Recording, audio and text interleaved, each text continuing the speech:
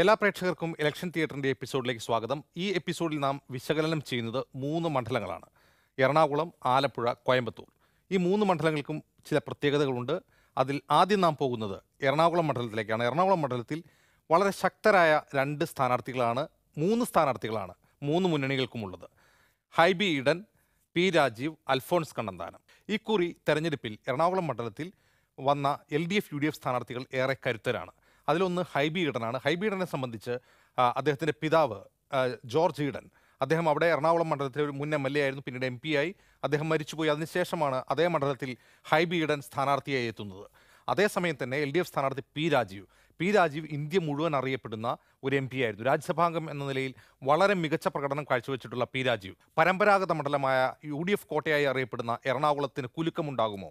ഈ മണ്ഡലം പി രാജീവ് പിടിച്ചെടുക്കുമോ? അതോ ഹൈബി ഈഡൻ എന്ന കരുത്തനായ എതിരാളി, പി രാജീവിൻ്റെ എതിരാളി, ആ മണ്ഡലം UDFന് വേണ്ടി നിലനിർത്തുമോ എന്ന നിർണായകമായ ചോദ്യമാണ് അവിടെ ഉയരുന്നത്.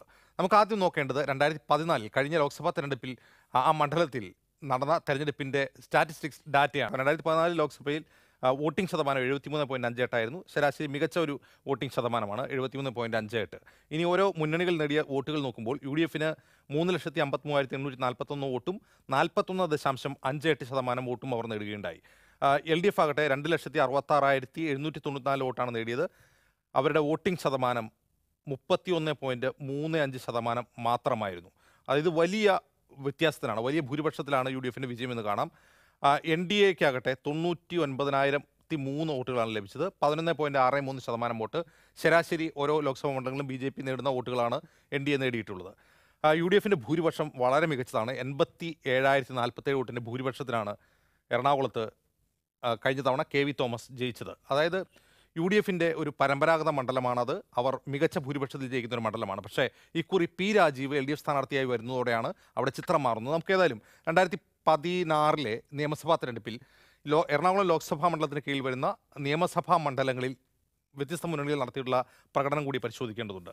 നമുക്ക് നോക്കാം. 2016 നിയമസഭാ തെരഞ്ഞെടുപ്പിൽ എറണാകുളം ലോക്സഭാ മണ്ഡലത്തിന് കീഴിൽ വരുന്ന കളമശ്ശേരിയിൽ 2014 8,658 വോട്ടിനാണ് കളമശ്ശേരിയിൽ UDF സ്ഥാനാർത്ഥി VK ഇബ്രാഹിം കുഞ്ഞ് ജയിച്ചത്. 2014 ലോക്സഭാ തെരഞ്ഞെടുപ്പിൽ 8,658 വോട്ടിൻ്റെ ഭൂരിപക്ഷം UDFനുണ്ടായിരുന്നു. 2016 നിയമസഭാ തെരഞ്ഞെടുപ്പിൽ അന്നത്തെ UDF സ്ഥാനാർത്ഥി VK ഇബ്രാഹിം കുഞ്ഞ് 12,118 വോട്ടിൻ്റെ ഭൂരിപക്ഷം നേടുകയുണ്ടായി. പറവൂരും UDF തന്നെയാണ് മുന്നിട്ട് നിൽക്കുന്നത്. UDF 2014 ലോക്സഭാ തെരഞ്ഞെടുപ്പിൽ ആ പറവൂർ നിയോജക മണ്ഡലത്തിൽ 7,765 വോട്ടിൻ്റെ ലീഡ് നേടി. 2016 തെരഞ്ഞെടുപ്പിൽ UDF സ്ഥാനാർത്ഥി VD സതീശൻ നേടിയത് 20,634 വോട്ടിൻ്റെ ഭൂരിപക്ഷമാണ്. വൈപ്പിനും UDFനായിരുന്നു. വൈപ്പിനിൽ ലോക്സഭാ തെരഞ്ഞെടുപ്പിൽ 2014 ലോക്സഭാ തെരഞ്ഞെടുപ്പിൽ വൈപ്പിനൊരു LDF ചായ്വുള്ള മണ്ഡലമായിട്ടുകൂടി 2014 ലോക്സഭാ തെരഞ്ഞെടുപ്പിൽ 9,617 വോട്ടിൻ്റെ ലീഡ് UDF നേടുകയുണ്ടായി. അതേസമയം അസംബ്ലി തെരഞ്ഞെടുപ്പിൽ LDF നേടിയ ലീഡ് 19,353 വോട്ടായിരുന്നു. അതായത് ലോക്സഭാ തെരഞ്ഞെടുപ്പിലും നിയമസഭാ തെരഞ്ഞെടുപ്പിലും വൈപ്പിൻ മണ്ഡലത്തിൽ വ്യത്യസ്ത തരത്തിലുള്ള വോട്ടിംഗ് പാറ്റേൺ ആണ് ദൃശ്യമാവുന്നതെന്ന് കാണാം. കൊച്ചി മണ്ഡലത്തിലാകട്ടെ കൊച്ചിയിൽ 20,362 വോട്ടിൻ്റെ ലീഡ് കൊച്ചി നിയമസഭാ നിയോജക മണ്ഡലത്തിൽ കഴിഞ്ഞ 2014 ലോക്സഭാ തെരഞ്ഞെടുപ്പിൽ UDF നേടിയെങ്കിൽ 2016 അസംബ്ലി തെരഞ്ഞെടുപ്പിൽ 1,086 വോട്ടുകൾക്ക് LDF ലീഡ് ചെയ്തു എന്നുള്ളതാണ്. LDF ആണ് അവിടെ വിജയിച്ചത്. ഇനി തൃപ്പൂണിത്തുറ മണ്ഡലം നോക്കുക. തൃപ്പൂണിത്തുറയിൽ 6,571 വോട്ടുകൾക്ക് UDF ലീഡ് ചെയ്തിരുന്നു 2014 ലോക്സഭാ തെരഞ്ഞെടുപ്പിൽ. പക്ഷേ 2016 M സ്വരാജ് എന്ന കരുത്തനായ സ്ഥാനാർത്ഥി, LDFൻ്റെ സ്ഥാനാർത്ഥി, അവിടെ 4,467 വോട്ടുകൾക്ക് വിജയിക്കുകയാണ് ഉണ്ടായത്. എറണാകുളം മണ്ഡലത്തിലാകട്ടെ 16,893 വോട്ടുകളുടെ ലീഡ് 2014 നേടുകയുണ്ടായി UDF. അതേ UDF തന്നെ 2016 ആ സീറ്റ് നിലനിർത്തി ഹൈബി ഈഡനാണ് അവിടെ നിന്നുള്ള MLA. 21,949 വോട്ടിൻ്റെ ലീഡാണ് എറണാകുളം നിയമസഭാ നിയോജക മണ്ഡലത്തിൽ ഹൈബി ഈഡൻ കഴിഞ്ഞ 2016 നിയമസഭാ തെരഞ്ഞെടുപ്പിൽ നേടിയത്. ഇനി എന്തുകൊണ്ടാണ് എറണാകുളം മണ്ഡലം വളരെ ശ്രദ്ധേയമായ മത്സരം ഉണ്ടാകുന്നത് എന്നുകൂടി നമുക്ക് പരിശോധിക്കേണ്ടതുണ്ട്. ഇരു മുന്നണികൾ, ഇടത് വലത് മുന്നണികൾ എന്ത് തരം പ്രതീക്ഷയാണ് അവിടെ പുലർത്തുന്നത് എന്നുകൂടി നോക്കേണ്ടതുണ്ട്. NDA സ്ഥാനാർത്ഥി അൽഫോൺസ് കണ്ണന്താനമാണ് വരുന്നത്. സാധാരണ ശരാശരി BJP നേടുന്ന വോട്ടിനേക്കാൾ കൂടുതൽ അദ്ദേഹം നേടുമോ എന്നുള്ളതും പരിശോധിക്കേണ്ടതുണ്ട്. LDF UDF മുന്നണികളുടെ പ്രതികരണങ്ങളിലേക്ക് പോകാം. എറണാകുളം പാർലമെൻറ്റ് നിയോജക മണ്ഡലം സ്ഥാനാർത്ഥി എന്നുള്ള നിലയിൽ IB ഈഡൻ്റെ ഒരു അക്സെപ്റ്റൻസ് ചെറുപ്പക്കാരുടെ ഇടയിൽ മറ്റ് ഇതര വിഭാഗങ്ങളുടെ ഇടയിൽ അദ്ദേഹത്തിന് വലിയ ഒരു സ്വീകാര്യത ലഭ്യമായിട്ടുണ്ട്. UDFൻ്റെ സ്ഥാനാർത്ഥി LDFൻ്റെ സ്ഥാനാർത്ഥി വന്ന് 10 ദിവസം കഴിഞ്ഞിട്ടാണ് സ്ഥാനാർത്ഥി വന്നതെങ്കിലും ഒരു കേഡർ സംവിധാനത്തെ പോലും വെല്ലുവിളിച്ചുകൊണ്ട് തീർച്ചയായും കോൺഗ്രസിൻ്റെയും യു ഡി എഫിൻ്റെയും പ്രവർത്തകർ പ്രചരണ രംഗത്തും സ്ക്വാഡ് പ്രവർത്തന രംഗത്തുമെല്ലാം സജീവമായി ഇറങ്ങി നിൽക്കുന്ന ഒരു കാഴ്ചയാണ് നമുക്ക് കാണാൻ കഴിയുന്നത്. നല്ല ഒരു മുന്നേറ്റം വ്യക്തിപരമായി രാജീവിന് ലഭ്യമാകുന്ന വലിയൊരു സ്വീകാര്യത ഈ തെരഞ്ഞെടുപ്പിൽ നമുക്ക് കാണാൻ കഴിയുന്നുണ്ട്. പ്രത്യേകിച്ച് വ്യാവസായിക മേഖലയിൽ വ്യവസായ തൊഴിലാളികളുടെ പ്രശ്നങ്ങളിലടക്കം നല്ല രൂപത്തിൽ അന്ന് രാജ്യസഭാംഗമായിരിക്കുന്ന സന്ദർഭത്തിൽ ഇടപെടൽ നടത്തിയിട്ടുണ്ട്. MP എന്ന നിലയിൽ അദ്ദേഹത്തിൻ്റെ ഫണ്ട് ഉപയോഗിക്കുന്ന കാര്യത്തിലും ഒരു നൂതനാശയം അദ്ദേഹം കൊണ്ടുവന്നു. അപ്പോൾ വികസന പ്രവർത്തനങ്ങളിൽ രാഷ്ട്രീയത്തിന് അതീതമായ ഒരു കോർത്തിണക്കൽ നടത്താൻ കഴിഞ്ഞിട്ടുണ്ട്.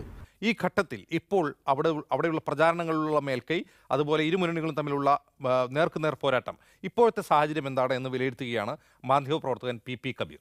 പ്രചാരണം മൂന്നാം ഘട്ടത്തിൽ എത്തി നിൽക്കുമ്പോൾ പ്രചാരണം ആദ്യം തുടങ്ങാൻ കഴിഞ്ഞതിൻ്റെ ഒരു നേട്ടം LDFന് അവകാശപ്പെടാം. സ്ഥാനാർത്ഥി നിർണയം വൈകി ഉണ്ടായ ആശയക്കുഴപ്പങ്ങളും അനിശ്ചിതത്വങ്ങളുമൊക്കെ ആദ്യഘട്ടത്തിൽ UDF ക്യാമ്പിൽ ഉണ്ടായിരുന്നുവെങ്കിലും ഹൈബി ഈഡനെ ഹൈക്കമാൻഡ് ഇടപെടലിലൂടെ സ്ഥാനാർത്ഥിയാക്കിയതോടുകൂടി വർദ്ധിച്ച ആവേശത്തിലാണ് UDF ക്യാമ്പുള്ളത്. MLA എന്ന നിലയിൽ ആ പ്രവർത്തന മികവ് ഹൈബി ഈഡന് അനുകൂലമാകുമെന്ന് UDF കരുതുന്നു. അതേസമയം രാജ്യസഭാ അംഗമെന്ന നിലയിലും CPM ജില്ലാ സെക്രട്ടറി എന്ന നിലയിലും ജൈവ കൃഷി ഉൾപ്പെടെയുള്ള കാര്യങ്ങളിൽ P രാജീവ് നടത്തിയ പ്രവർത്തനങ്ങൾ തവണ വോട്ടാക്കി മാറ്റാമെന്നതാണ് LDF കണക്ക് കൂട്ടുന്നത്. ലോക്സഭാ തെരഞ്ഞെടുപ്പാകുമ്പോൾ ദേശീയ വിഷയങ്ങൾക്ക് കൂടുതൽ പ്രാധാന്യം കൈവരികയും മോദിയുടെ 5 വർഷക്കാലത്തെ ഭരണത്തിനെതിരായ ഒരു വികാരം, പൊതുവേ ഉള്ള വികാരം, അതിനാണ് ജനങ്ങൾ മുൻതൂക്കം നൽകുക. അത് തങ്ങൾക്ക് കൂടുതൽ അനുകൂലമായി മാറും. ഒരു ബദൽ സർക്കാർ വരണം എന്ന് ആഗ്രഹിക്കുന്നവർ തന്നെ ആ ബദൽ സർക്കാരിൽ ഇടതുപക്ഷത്തിൻ്റെ സാന്നിധ്യം ഉണ്ടാവണം എന്ന് ചിന്തിക്കുന്നവർ തങ്ങളെ കൈവിടില്ല എന്ന പ്രതീക്ഷയാണ് ഇതിൽ LDF മുന്നോട്ട് വയ്ക്കുന്നത്.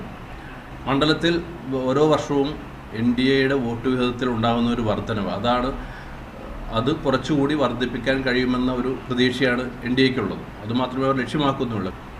ഈ മണ്ഡലം നിലനിർത്താൻ തങ്ങൾക്ക് സഹായകമാകുമെന്ന ഒരു ആത്മവിശ്വാസം UDFനുണ്ട്.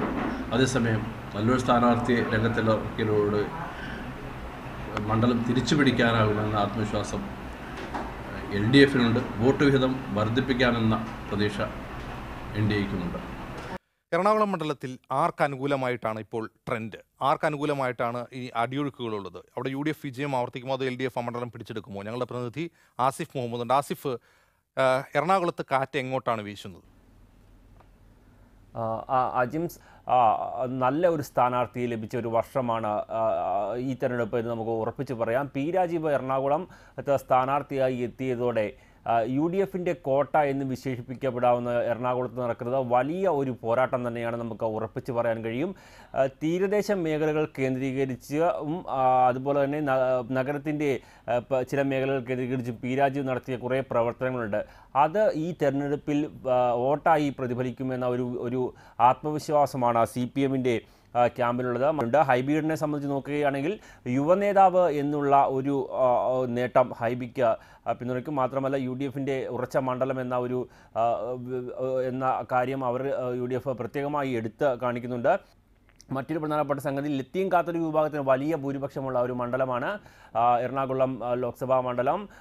ഒരു 40% മുകളിൽ ക്രിസ്ത്യൻ ഭൂരിപക്ഷമുള്ള മണ്ഡലത്തിൽ ആ ക്രിസ്ത്യാനികളിൽ തന്നെ 80% മുകളിൽ ലത്തീൻ കാത്തോലിക് വിഭാഗമാണ്. അതുകൊണ്ട് തന്നെ ലത്തീൻ കാത്തോലിക് വിഭാഗത്തിൽപ്പെട്ട ഒരാൾ സ്ഥാനാർത്ഥിയായി എത്തിയത് ഗുണം ചെയ്യുമെന്നാണ് കോൺഗ്രസിൻ്റെ കണക്കുകൂട്ടൽ. ഏതായാലും ശക്തമായ ഒരു പോരാട്ടം ഇത്തവണ എറണാകുളം മണ്ഡലത്തിൽ മുമ്പെങ്ങുമില്ലാത്ത വിധം നടക്കുന്നുണ്ട് എന്നുള്ളതാണ് ഒരു വസ്തുത. അജിംസ്.